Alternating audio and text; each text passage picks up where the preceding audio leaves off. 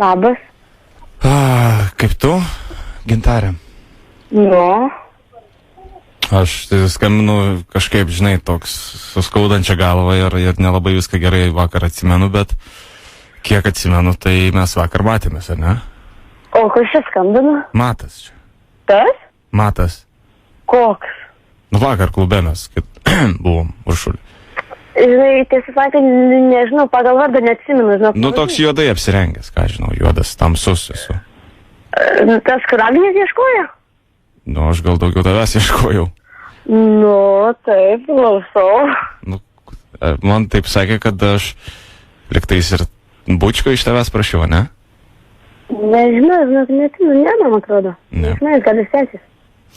Ne, aš tiesiog, žinai, kažkaip vakar taip smagiai laiką apturėjau, tik vasario 14 ir, nu, norėjau pasakyti, nu, sorry, žinai, jeigu kažką padariau, bet esmė ta, kad, Nieko tokio linksmo buvo. žinai, bet viską nuoširdžiai, ta prasme, dariau, nes, nu, man kaip ir faina tu mergaitėsi.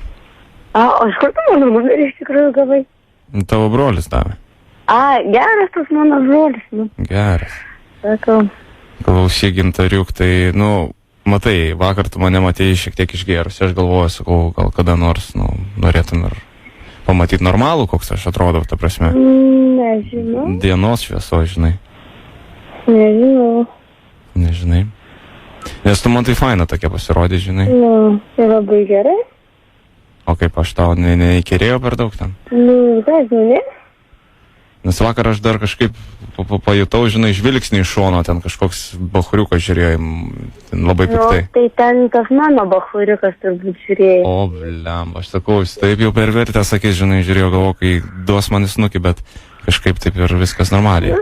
Ne piktybiškai. Nu, bet jis pavydus, ne, toks pavydus. Jo, labai pavydus. O kaip tu taip reaguoji, normaliai viskas?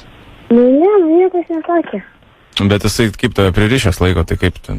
Ne. Ne? Ne. O žiūrėk, tai kaip jis reaguoja?